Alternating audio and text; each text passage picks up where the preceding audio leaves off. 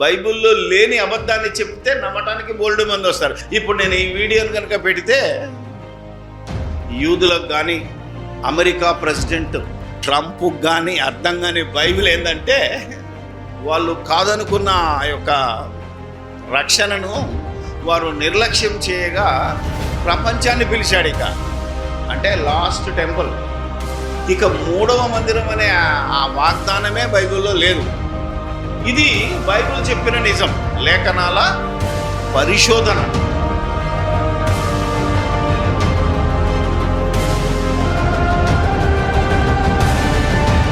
యేసుక్రీస్తు నామములోనే నా వందనాలు, శుభములు, శుభాభివందనాలు తెలియజేస్తూ ఉన్నాను.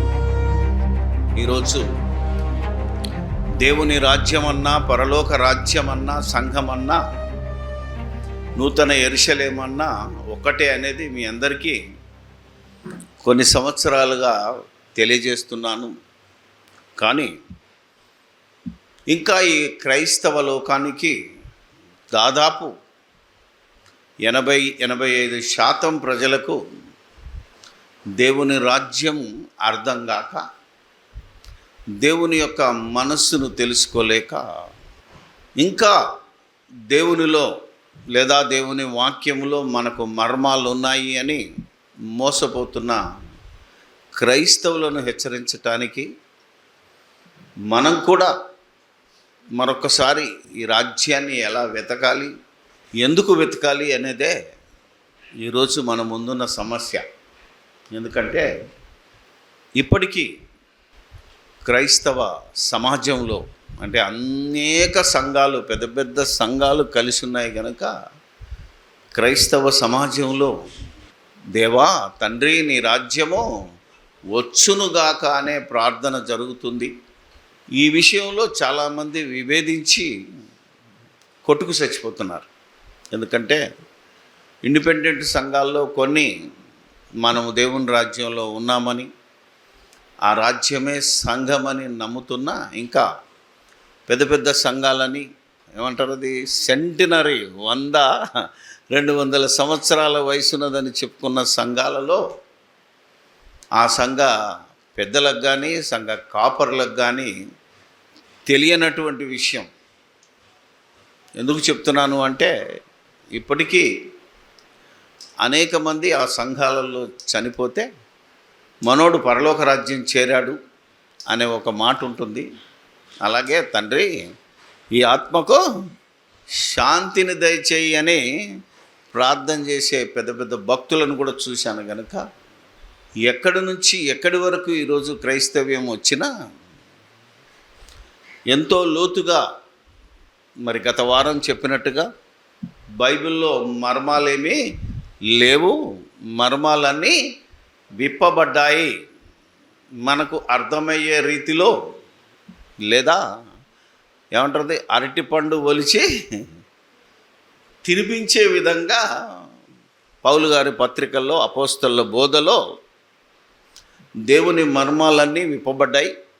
పాత నిబంధనలో ప్రవక్తలకు చెప్పబడనివి ఆనాటి ఇశ్రాయేళ్ళు అర్థం చేసుకొని వాటన్నిటినీ ఈరోజు మన చేతుల్లో ఉన్న బైబిల్లో బయలుపరచబడి ఉన్నవని, ఇందులో మర్మాలేమీ లేవని మనం తెలుసుకున్నా. నిన్నొక మరి పెద్ద ఆయన ఈ విషయం అడిగాడు నన్ను. ఒకసారి దానియేలు గ్రంథంలో ఉన్నటువంటి 9వ అధ్యాయాన్ని మరొకసారి వివరించమని అడిగాడు. ఆయన అక్కడక్కడ సంఘాల్లో మాట్లాడుతూ ఉంటాడు, స్పీకరే. ఈ యొక్క దేవుని రాజ్యం యొక్క ప్రస్తావన తెచ్చింది ఎవరయ్యా అంటే దానియేలు ద్వారా దేవుడు తెలియజేశాడనేది మీ అందరికీ తెలుసు. గత వారం కూడా చెప్పాను. 2వ అధ్యాయం చదివించినప్పుడు నెబుకద్నెజరు కన్న కళ మరి వివరిస్తూ దానియేలు 2:44-45లో ఉన్నది ఏంటంటే, పరలోకమందున్న దేవుడు ఆ రాజుల కాలంలో అంటే రోమా రాజ్యంలో ఆ రాజ్యము అతకక పొసగక అంటే ఇనుము మట్టి పాదాలతో కలిసి ఉన్నప్పుడు చేతి సహాయం లేని రాయి వచ్చి ఆ విగ్రహాన్ని తుత్తునియలు చేసి ఆ రాజ్యాలన్నిటినీ పడగొట్టి దేవుడు తన రాజ్యాన్ని భూమి మీద స్థాపిస్తాడు అని క్రీస్తుకు పూర్వమే దాదాపు 536-30 ఆ సంవత్సరాల కాలములో దానియేలు ప్రవచించాడు. ఆయన ఎందుకు ప్రవచించాడు, ఆయన ద్వారా దేవుడు ఎందుకు చెప్పాడు అంటే, అప్పటికే ఇశ్రాయేలీలు తన ప్రజలను, తన రాజ్యం, ప్రజలంటే రాజ్యం అంతే కదా, ఆ రాజ్యాన్ని మరి ప్రవక్తల ద్వారా ఎప్పటి వరకు, సమూయేలు కాలం వరకు దేవుడు తన రాజ్యాన్ని అప్పుడు ప్రవక్తల ద్వారా మరి నడిపిస్తూ, న్యాయాధిపతుల ద్వారా నడిపిస్తూ వారి క్షేమాలు చూస్తూ వచ్చాడు. కానీ సమూయేలు కాలంలో ఆ ఇశ్రాయేళ్ల పెద్దలు ఏం చేశారో మీ అందరికీ తెలుసు. ఈ ప్రవక్తల కాలం మీద మాకు నమ్మకం లేదు, ఎందుకంటే ఏలి కొడుకు ఇలా చేశాడు, అవునా కదా, సమూయేలు పిల్లలు ఇలా చేశారు, మాకు అవసరం లేదు, మాకు ఒక రాజ్యం కావాలి, మాలో వాడే మాకు రాజుగా ఉండాలి అని కోరినప్పుడు దేవుడు మరి బాధపడి సమూయేలును కోరినట్టే చేసేయి, వారికి ఒక రాజును నియమించు అని మొట్టమొదటి రాజు సౌలు ద్వారా ఇశ్రాయేళ్లకు రాజ్యాన్ని ఇచ్చాడు. ఆ రాజ్యం ఎంతవరకు నిలిచింది అంటే, ఆల్రెడీ దేవుడు చెప్పాడు, మీరు నా మాట వినకపోతే మీరు మీ రాజ్యాన్ని కోల్పోతారు అని. అది రాజైన దావీదు, ఆయన కుమారుడు సొలొమోను, ఎప్పుడైతే సొలొమోను తర్వాత ఆ రాజ్యము 12 గోత్రాల వాళ్ళు 2 రాజ్యాలుగా విడిపోయారో, వాళ్ళే కొట్టుకు చచ్చిపోతున్నప్పుడు దేవుడు నెబుకద్నెజర్ అనే అన్యరాజును యెరూషలేము మీదకి పంపించి ఆ యెరూషలేమును, దాని దేవాలయాన్ని పడగొట్టి యెరూషలేము కాల్చిపరేస్తారు. అప్పటి నుంచి ఇశ్రాయేలు చెదిరిపోయి దిక్కులేని వారుగా అయ్యారు. అలా వెళ్తూ దేవునికి మొరపెట్టినప్పుడు కరుణామయుడు, దయామయుడు, ప్రేమామయుడైనటువంటి ఆ దేవుడు మరలా ఇశ్రాయేలు యొక్క మొరను విని ఇర్మియా ద్వారా ఒక ప్రవచనాన్ని చెప్పాడు. ఆ ప్రవచనం ఏంటంటే, ఇర్మియా గ్రంథం 29వ అధ్యాయం ఎలా దేవుని రాజ్యాన్ని ఆనాటి ప్రవక్తలు వెతికారో చూపిస్తున్నాడు ఈరోజు. ఇర్మియా గ్రంథం 29వ అధ్యాయం 10. యెహోవా ఇస్తున్నాడు,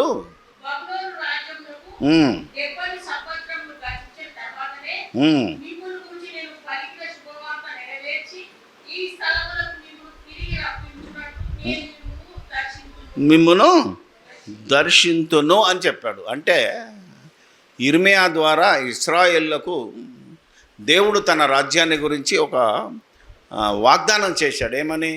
యోహాను రాసిన సువార్త, ఈ శరీరమును పడగొట్టి దేవాలయాన్ని పడగొట్టుము అని 2:19 అంట. చూడండి, 20 ఏ సూచక్రియలు చూస్తామని అడిగితే ఈ దేవాలయాన్ని పడగొట్టే, ఆ దేవాలయాన్ని ఎన్ని సంవత్సరాలు కట్టారు? 46 సంవత్సరాలు కట్టారు.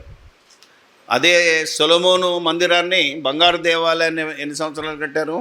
7 సంవత్సరాలు కట్టాడు, అంతే. ఇవన్నీ గుర్తుపెట్టుకుంటే కొన్ని ముఖ్యమైన విషయాలు పాత నిబంధన ఎందుకు రాయబడిందంటే, ఇదిగో మనం బుద్ధి కలగటానికి నూతన నిబంధనకు సాక్ష్యార్థము ఎక్కడ నెరవేరుతుందో తెలియటానికి. సో ఇప్పుడు దినవృత్తాంతముల గ్రంథం, దినవృత్తాంతములు, 2వ దినవృత్తాంతములు 36వ అధ్యాయంలో 19 నుంచి, అదియుగాక కల్దీయులు దేవుని మందిరమును తగులబెట్టి యెరూషలేము ప్రాకారమును పడగొట్టి ప్రశస్తమైన వస్తువులన్నిటినీ వేసి హతులు కాకుండా అతడు బబులోనుకు, అవునా కాదా?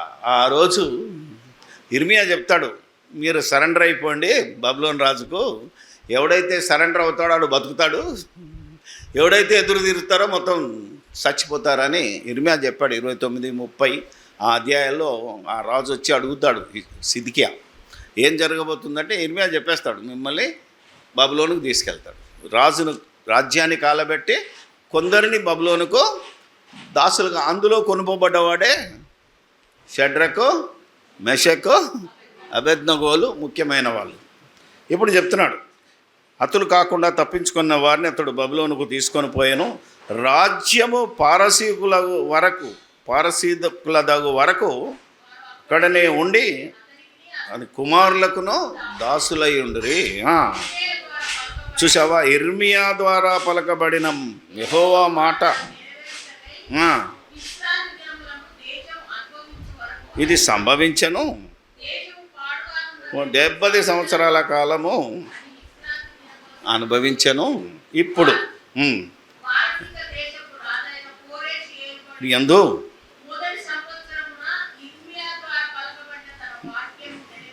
కై కోరేషును మనసును ప్రేరేపింపగా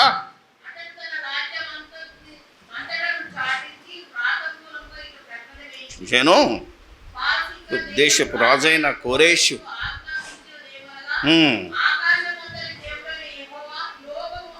లోకమందున్న నా వశము చేసి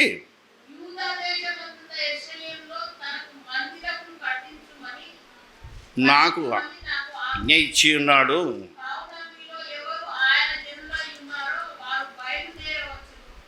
వారికి దేవుడైన యెహోవా వారికి ఎంత వచ్చింది. దేవుని వాక్యం ఎలా ఉంటుందో సేమ్ థింగ్ను ఇర్మియా ఏదైతే చెప్పాడో ఈ పెద్దలు వెళ్ళి పారసీక రాజైన కోరేకు, ముందు మాదీయులు తర్వాత పారసీకులు.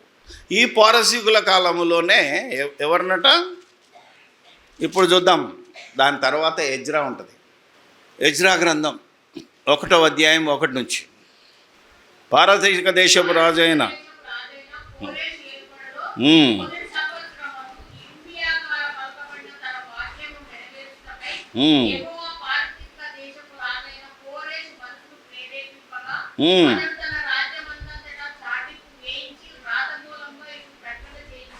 బా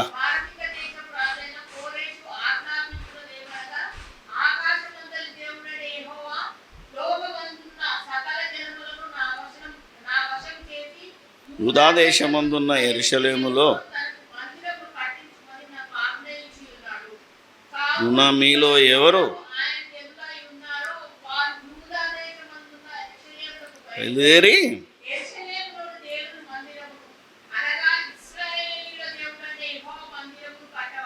కట్టవలను. ఇక మీరు మీ సామాన్లు తీసుకొని ఏమేమి ఇవ్వాలనుకుంటున్నారో అర్పణలు తీసుకొని, బంగారం ఇస్తారా, ఎన్ని తీసుకొని మీరు వెళ్ళి ఏం చేయాలా, నా వశంలో ఉన్న యూదులందరూ, అంటే ప్రపంచమంతా నా వశంలో ఉంది, ఆ ప్రపంచంలో చెదిరిపోయిన యూదులందరూ యెరూషలేముకి వెళ్ళిపోవాలి, అక్కడ దేవుని మందిరాన్ని కట్టాలని ఎవరిని ప్రేరేపించాడు? కోరేషు రాజును కూడా ప్రేరేపించాడు. ఇశ్రాయేలు జనాంగాన్ని వాళ్ళు అడిగారు. 2 కోయిన్సిడెంట్స్ అయిపోతున్నాయి.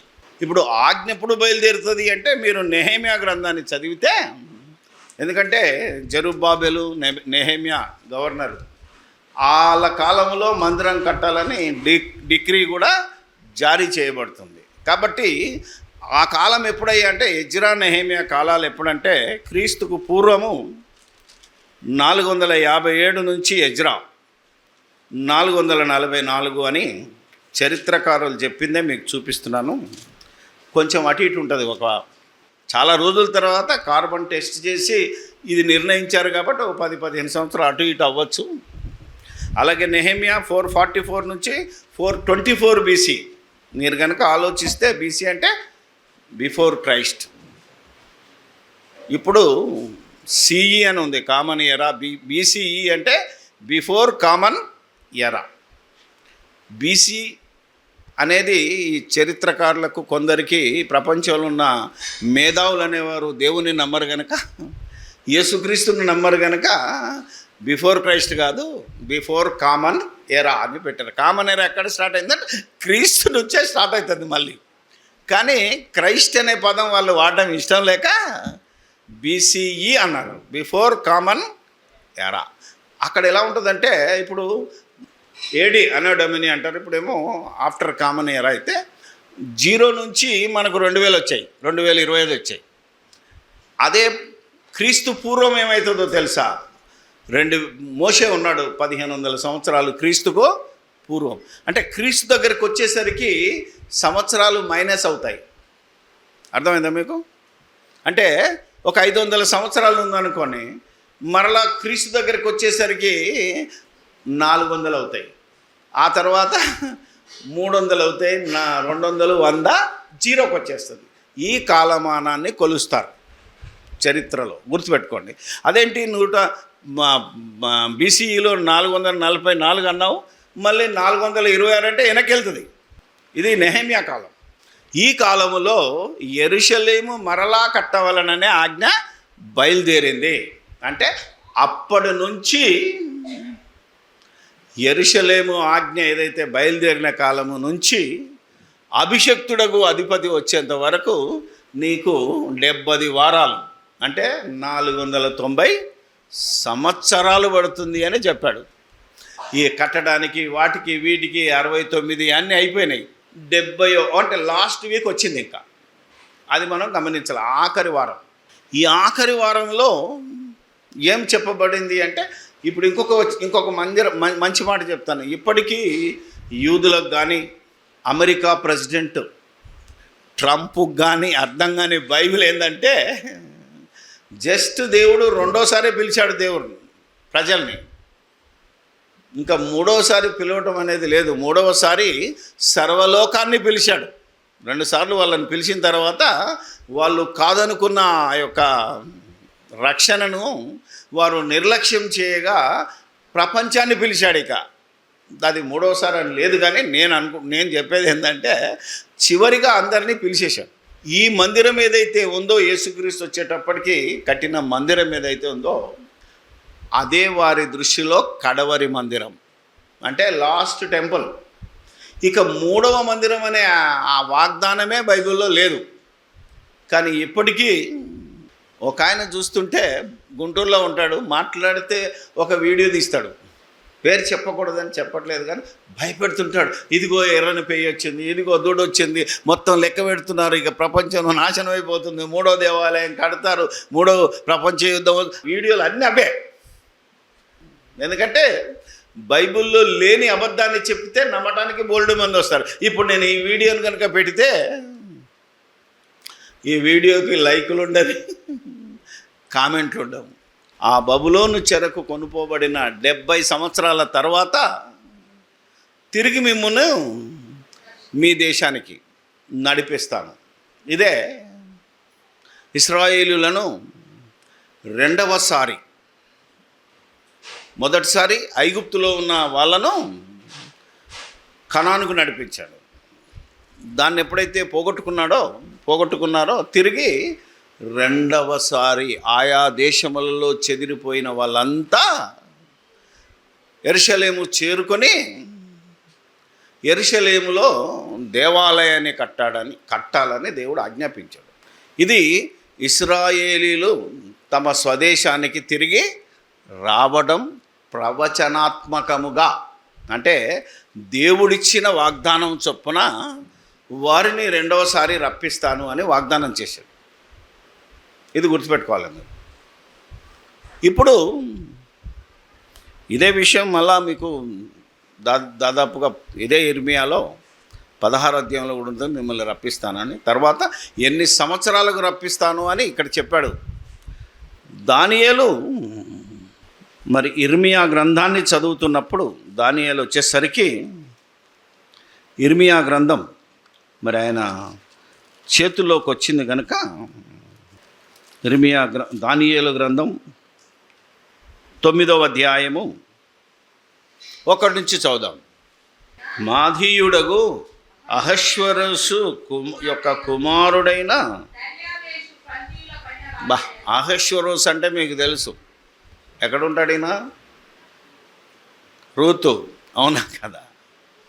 అహశ్వరోసు మాదీయుడు అంటే మాదీయ పారసీక సామ్రాజ్యము. అంటే నెబుకద్నెజరు పరిపాలన కూలిపోయిన తర్వాత మాదీయ పారసీక సామ్రాజ్యం వచ్చింది.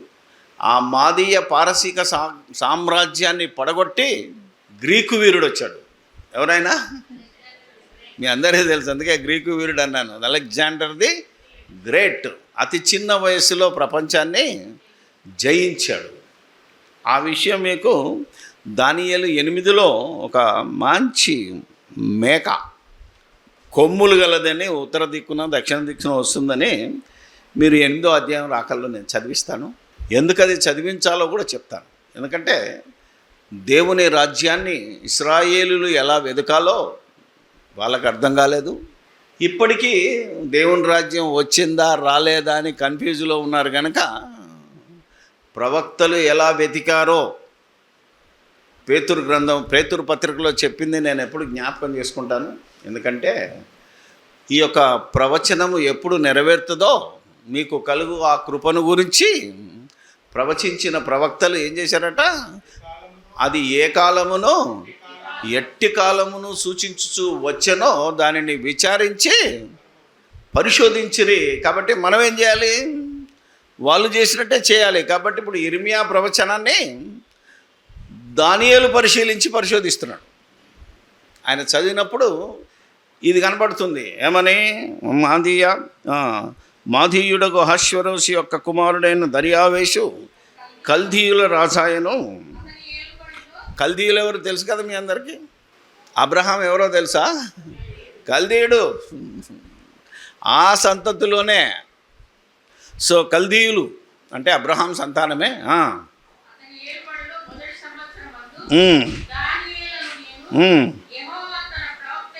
ఇర్మియాకు సెలవిచ్చినట్టు 70 సంవత్సరములు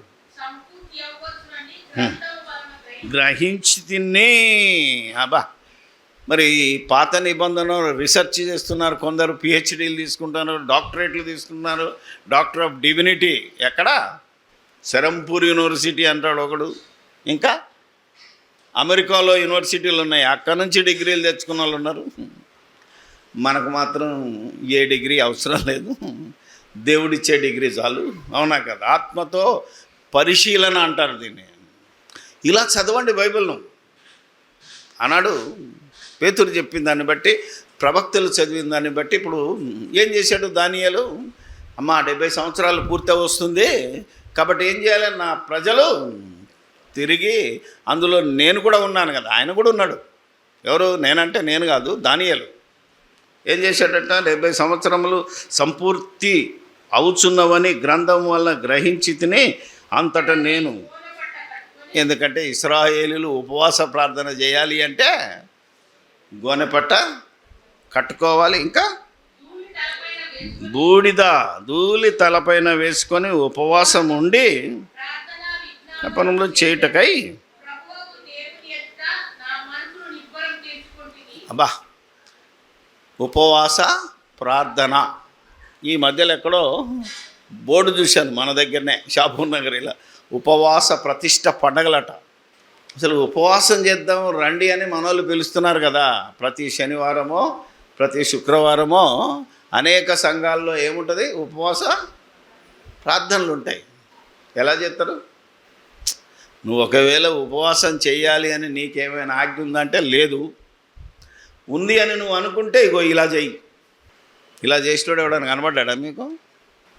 ఒకవేళ చేసినోడు కనబడ్డాది వ్యర్థం. ఎందుకంటే అలాంటి ఉపవాసం గోనెపట్ట కట్టుకొని తల మీద ధూళి పోసుకొని పడుకోవలసి ప్రార్థన చేయవలసిన అవసరం నీకు లేదు. కానీ భస్మ బుధవారం అనే రోజున కొందరు మహానుభావులు ఇది చేస్తూ ఉన్నారు.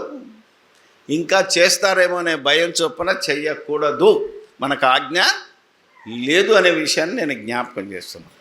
కాబట్టి ఇక ప్రార్థన చేయడం మొదలుపెట్టాడు. ఇక్కడ మనం గమనించాలి. ఇప్పుడు ఈయన ప్రార్థన ఎప్పటి వరకు ముగిసింది అంటే దాదాపు 19 వచనాల వరకు దానియేలు ప్రార్థనే చేస్తున్నాడు. ఏది? దానియేలు 9వ అధ్యాయం. ఆ తర్వాత దేవుడు ఆయనకు ప్రత్యక్షతనిస్తున్నాడు. అంటే దూత ద్వారానో మరి దర్శనం ద్వారానో ఆయనకు ఏం జరగబోతుంది ఫ్యూచర్లో అనేది చెప్పుకుంటూ వచ్చాడు. ఈ విషయాన్ని కనుక మనం ఆలోచన చేస్తే ఎక్కడికి రావాలి మనం? 24 కలిగిన దర్శన భావమును గ్రహించుము అని చెప్పి అక్కడి నుంచి తిరుగుబాటు మానుపుటకును పాపమును చేటకును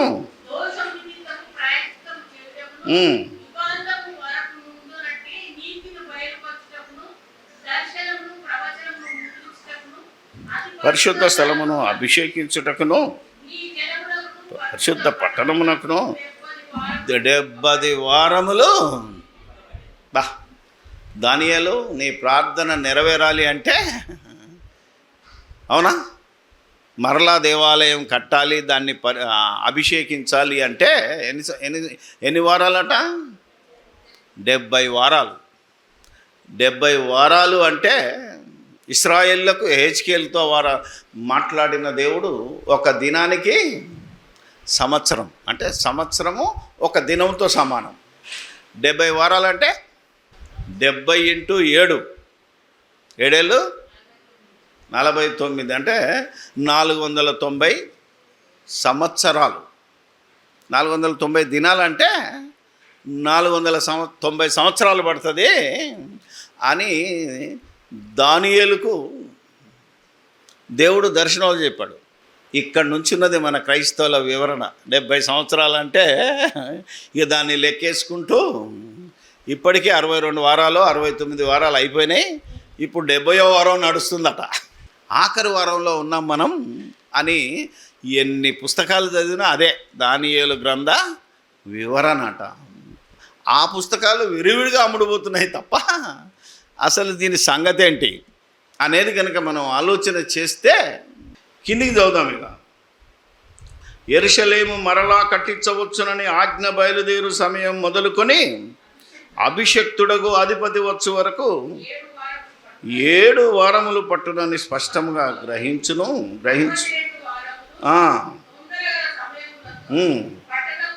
విధులను కందకములను మరలా కట్టబడును. ఇది అతి ప్రాముఖ్యమైన అంశం. అంటే యెరూషలేము మరలా కట్టాలనే ఆజ్ఞ బయలుదేరినది మొదలుకొని అభిషక్తుడకు అభిషక్తుడు రావాలి. అభిషక్తుడు అంటే ఎవరు? మన దృష్టిలో యేసు ప్రభు. కానీ పాత నిబంధనలలో దేవుడు చాలామందిని అభిషేకించాడు. ఇది ఈనాటికి యూదులు. మీకు తెలియదు అభిషక్తులు చాలామంది ఉన్నారు, మెస్సియాలు చాలామంది ఉన్నారు అని ఇప్పటికీ నాతో ఈ 50 సమాజం వాళ్ళు పోరాడుతున్నారు. ఎందుకంటే మరి దేవుడు మోషేను అభిషేకించినట్టు, అవునా కదా, ఆ తర్వాత అహరోను, ఆ తర్వాత నూను కుమారుడగు యెహోషువ, అలాగే రాజులు దావీదు, అవునా కదా, ఎంతోమందిని అభిషేకించాడు. అయితే యిర్మీయా ప్రవచనం నెరవేరాలి అంటే ఒక అభిషక్తుని గురించి మాట్లాడాడు. నేను అతన్ని ప్రేరేపిస్తాను అనే విషయం మాట్లాడినప్పుడు ఇది ఎక్కడ నెరవేరింది, ఇది ఎక్కడి ప్రవచనము అని మరలా మనం ప్రవక్తల గ్రంథాలను చదవాలి. ఎందుకంటే 2వ దేవాలయాన్ని కట్టిన వారిలో మనకెవరు గుర్తుకొస్తారు? యెరూషలేము 2వ దేవాలయం. మొదటి దేవాలయం కూలిపోయిన తర్వాత మరలా దేవాలయాన్ని కడతారు. ఇదిగో దానియేలు ప్రార్థనను బట్టి యెరూషలేము మరలా కట్టబడుతుంది. 2వ దేవాలయము 49 సంవత్సరాలు కడతారు. ఆ విషయం మనకు యోహాను సువార్త 2లో ఉంటుంది. 49. అందుకని హగ్గయిలో చెప్తాడు ఈ కడవర మందిరము అన్నాడంటే ఏదైతే ఎజ్రా నెహేమియా కాలంలో మరి జెరుబ్బాబెలు వాళ్ళ కాలంలో కట్టబడిందో అది క్రీస్తు శకం 70వ సంవత్సరంలో కూలగొట్టబడుతుంది. అది లాస్ట్ టెంపుల్. ఫిజికల్గా భూమి మీద దేవాలయం, మందిరం అని పిలవాలి అంటే ఊరికే మందిరం అంటే మళ్ళీ దేవాలయం. ఏమ్మా, ఆలయంలో ప్రవేశించండి అందరు కదా. అందుకని ఆలయం అంటే ఏంటిది? ఇది కాదు ఆలయం, సంఘం. సంఘములోనికి ప్రవేశించాలి మనుషులు. చాలామంది ఏమంటారు ఈ ఆలయం, చాలామంది ప్రార్థన చేస్తుంటారు మాకు ఆలయం లేదండి. ఎవడు చెప్పాడు మీకు ఆలయం లేదు? మీ మనుషులే ఆలయం కదయ్యా. మళ్ళా మాకు బిల్డింగ్ కావాలి అని ప్రార్థన చేస్తుంటే నవ్వొస్తుంది నాకు. అందుకని జాగ్రత్తగా మనం చదివితే ఇప్పుడు వచ్చాం మళ్ళీ దానియేలుకు రండి. ఎప్పుడైతే యెరూషలేము కట్టబడాలి అనే ఆజ్ఞ బయలుదేరిందో, దానియేలు గ్రంథం 9వ అధ్యాయం 26, ఈ 62 వారములు జరిగిన పిమ్మట ఏమీ లేకుండా అభిషిక్తుడు నిర్మూలము చేయబడును, వచ్చునట్టి రాజు యొక్క ప్రజలు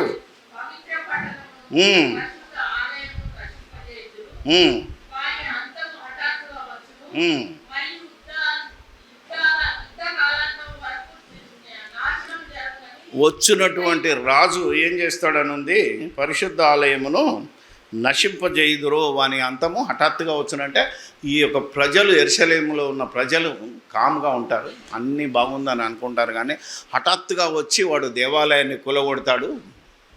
మధ్యలో చెప్తున్నాడు అది ఎప్పుడు జరిగింది. దానియేలు గ్రంథం ప్రవచనాన్ని గురించి యేసుప్రభు చెప్తాడు. ఏదైతే 9వ అధ్యాయము 27వ వచనం, యుద్ధకాలాంతం వరకు నాశనం జరుగునని నియమింపడు. అతడు ఒక వారమునకు అనేకులకు నిబంధనను స్థిరపరచును, వారమునకు బలిని నైవేద్యములను నిలిపివేయును, హేయమైనది నిలిచి వరకు నిర్ణయించిన నాశనము ముగించు వరకు ఇలాగూ జరుగును. ఈ యేసు ప్రభు అభిషక్తుడు ఎప్పుడైతే వస్తాడో ఒక వారంలో నిబంధనను స్థిరపరచడం అంటే నూతన నిబంధన తీసుకొచ్చాడు. వారం అంటే ఎన్ని రోజులు? 7 రోజులు అంటే సంవత్సరాలు అంతే కదా, 7 సంవత్సరాలు. వారము అర్ధవారం అన్నాడు. అర్ధవారం అంటే 3.5. అర్థమైందే లేదా? ఈ 3.5 సంవత్సరాలలో ఆయన ఏం చేశాడు? నిబంధనను స్థిరపరిచాడు. ఆయన బ్రతికిన కాలం, సేవ చేసిన కాలం ఎంత అంటే ఇది అర్ధవారం. సో ఈ అర్ధవారం జరిగిన తర్వాత మరొక అర్ధవారం ఉన్నది. ఈ అర్ధవారంలో ఏం జరిగింది అంటే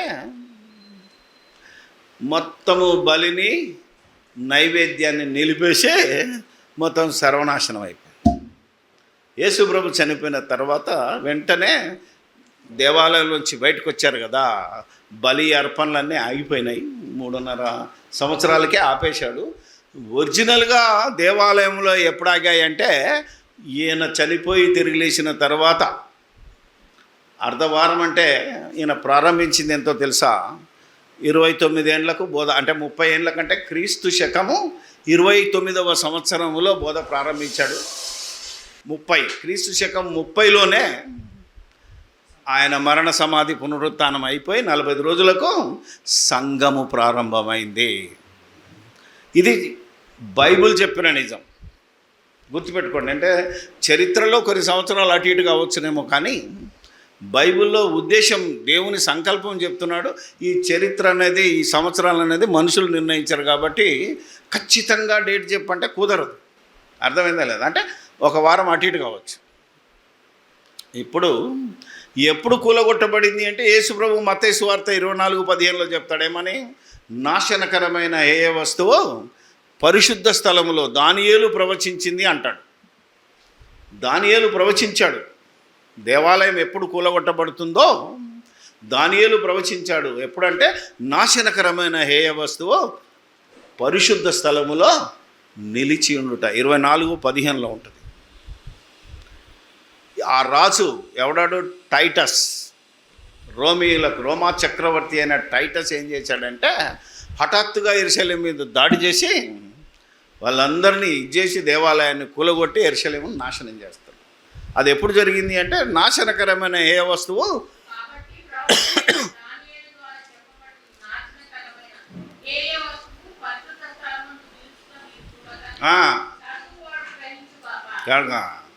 అంతేనా? వాడికి పారిపోవాలి, అటు ఇటు కావాలని కింద ఉంటుంది. అంటే ఆ టైటస్ అన్న వాడు ఏం చేశాడంటే ఈ పరిశుద్ధ స్థలంలో వాడి విగ్రహాన్ని నిలబెట్టాడు. విగ్రహం ఏంటిది? నాశనకరమైన హేయ వస్తువు నిలబెట్టాడు, కొలగొట్టాడు, అయిపోయింది. ఇది గమనించాలి. దానికి ముందు మరొక చరిత్ర చెప్తాను. 8వ అధ్యాయంలో 10 నుంచి, దానియేలు 8:10. ఈ నాశనకరమైన హేయ వస్తువు అనేది పరిశుద్ధ స్థలములో అంతకు ముందు నిలబెట్టాడు. క్రీస్తుకు పూర్వం ఆ దేవాలయాన్ని పాడు చేస్తాడు. వాడెవడే అంటే అలెగ్జాండర్ సామంత రాజులలో ఒకడు అంతియోకస్ ఎపిఫానియస్ IV. ఆ రాజు పేరు 10 రాజ్యాలకు 10 మందికి అప్పగించి అలెగ్జాండర్ చనిపోతాడు. సిరియాను ఈ అంతియోకస్ ఎపిఫానియస్ అనేవాడు రాజుగా పరిపాలిస్తాడు. ఇప్పుడు మనం కనుక గమనిస్తే పైనంతా మేకపోతు అని ఉంటుంది. పైన 8వ వచనంలో ఆ మేకపోతు అత్యధికముగా బలము చూపుతూ వచ్చాను. ఆ మేకపోతే అలెగ్జాండర్ ది గ్రేట్. ఇక కిందికి వస్తున్నాం. ఆ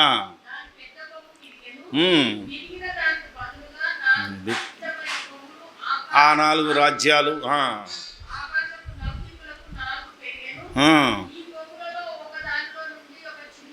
మోల్చెను దక్షిణ దిశగాను ఆనంద దేశం అంటే యెరూషలేము దిక్కు. ఇంకా తిరిగి నక్షత్రంలో కొన్నిటిని నక్షత్రాలంటే ఎవరు దేవుణ్ణి వైపు తిప్పుతారో వాళ్ళు నక్షత్రాలని దానియేలు 12లో ఉంటుంది. కాబట్టి దేవుని భక్తులను ప్రవచనాలను పడగొట్టాడు, ప్రవక్తలను పడగొట్టాడు, రాజులను పడగొట్టాడు.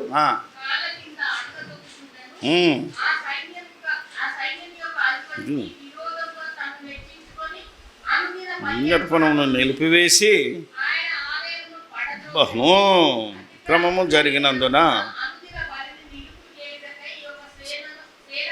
ఇయ్యబడెను దపరిచి ఇచ్చానుసారముగా జరిగించుచు అభివృద్ధి నొందెను. మాటలాడగా వింటిని వాడుచున్న ఆ పరిశుద్ధుడితో మరి ఒక పరిశుద్ధుడు మాట్లాడుచుండెను.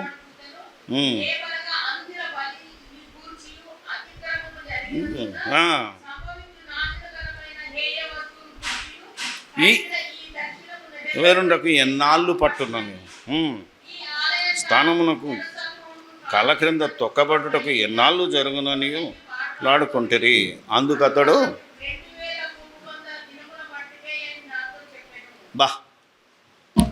ఇక్కడ ఒకటి పెట్టాడు.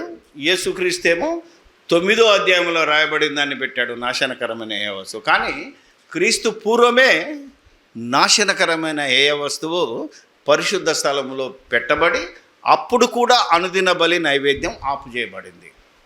ఈ విషయము మనకిక్కడ దొరకదు. మీరు యేసుక్రీస్తు ప్రభు ఒక పండగకి వెళ్తాడు, దాన్ని ఆలయ ప్రతిష్ట పండుగ అంటారు. యోహాను సువార్తలో ఉంటుంది 7వ అధ్యాయము, ఐ థింక్ సంవేర్. అందులో ఆలయ ప్రతిష్ట పండుగ వచ్చినప్పుడు యేసు ప్రభు పండగకి వెళ్తాడు. ఇంతకు ఆలయ ప్రతిష్ట పండుగ ఎక్కడిది? ఇశ్రాయేలుకి ఇచ్చిన పండుగల్లో ఆలయ ప్రతిష్ట పండుగ లేదు. కానీ యూదులు చేస్తున్నారు. ఆ యూదుల పిల్లలే, ఆ సర్ప సంతానమే ఇప్పటికీ ఆలయ ప్రతిష్ట పండుగ అంటే ఏమన్నట్టు, చర్చి ప్రతిష్ట పండుగ సంవత్సరికం, సంవత్సరానికి ఒకసారి. ఏమండి అర్థమైందా లేదా? అంటే ఈ ఆలయ ప్రతిష్ట పండుగ ఎక్కడిది అనేది కనుక గమనిస్తే, నేను యూదా మక్కాబీయుల గ్రంథం అని క్యాథలిక్ బైబిల్లో ఉంటుంది.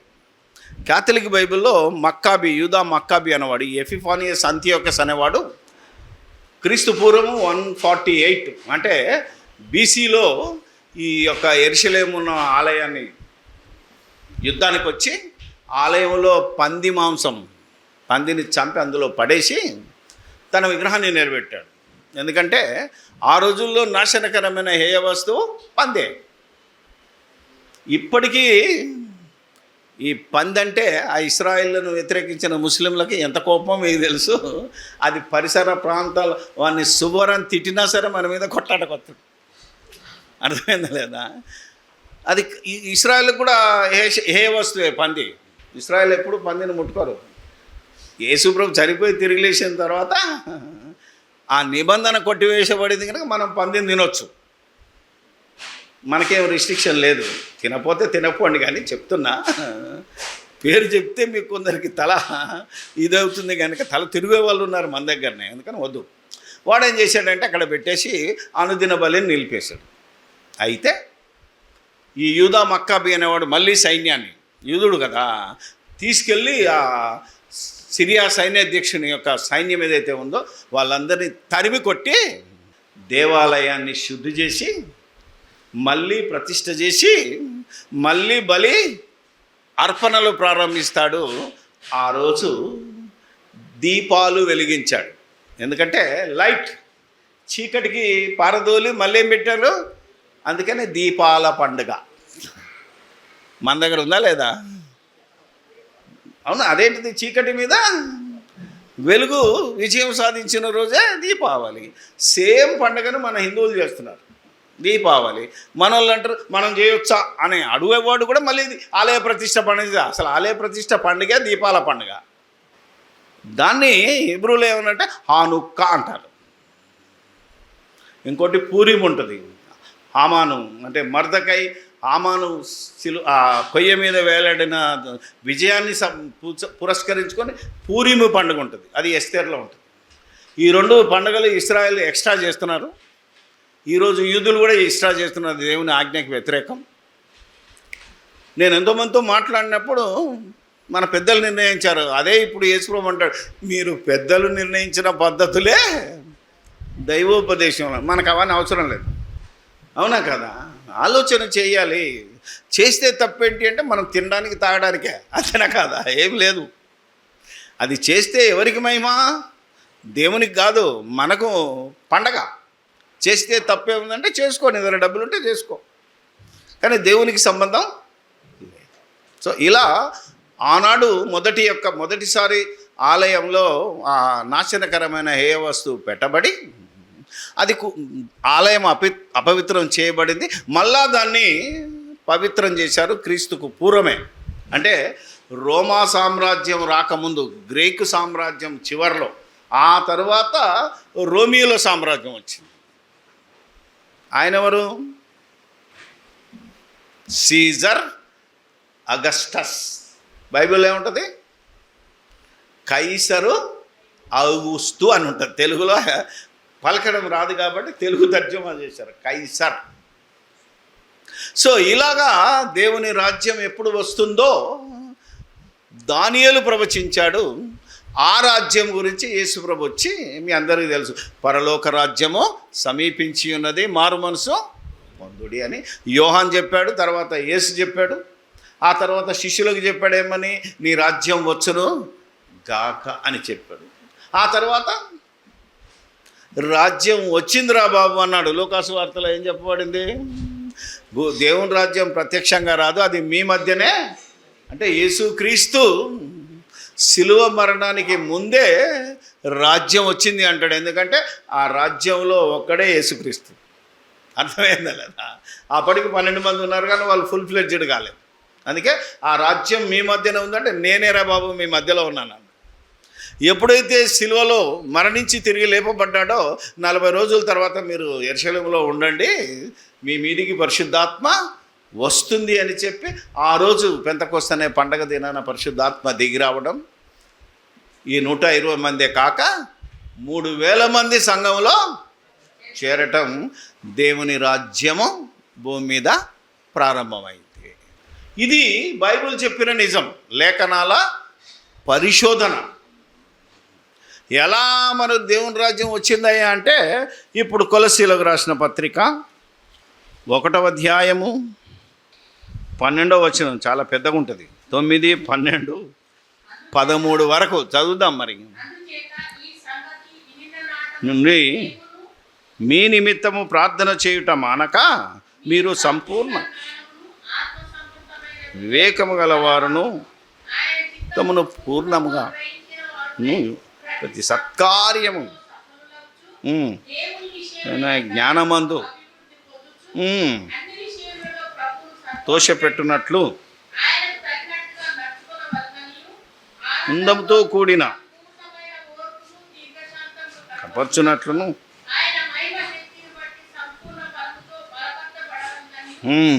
తేజోవాసులైన బా పరిశుద్ధుల స్వాస్థ్యము. పరిశుద్ధులు ఎవరు?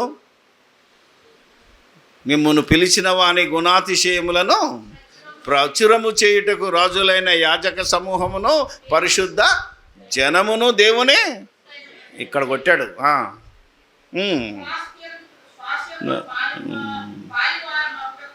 మనలను పాత్రులుగా చేసిన తండ్రికి మీరు కృతజ్ఞతాస్తుతులు చెల్లింపవలననియో. మీరు ఎవరికి కృతజ్ఞతాస్తుతులు చెల్లించాలి? దేవునికే. యేసయ్యా నీకు స్తోత్రం తండ్రి అన్నోడు పోతాడు నరకానికి. అర్థమైందా లేదా? డైరెక్ట్గా చెప్తున్నాను. ఎందుకంటే పరిశుద్ధాత్మ మనకు బయలుపరిచింది ఏంటంటే యేసు ప్రభు ద్వారా దేవునికి స్తోత్రాలు, కృతజ్ఞత స్తుతులు. ఇది వర్డ్ ఆఫ్ గాడ్ చెప్పిన నిజం. మీ రక్తమే, అవునా కదా, మమ్మల్ని కడిగింది తండ్రి అని అనకూడదు.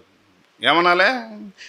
పాత్రులుగా చేసిన తండ్రికి మీరు కృతజ్ఞతాస్తుతులు చెల్లింపవలనని దేవుని బతిమాలుచున్నాము.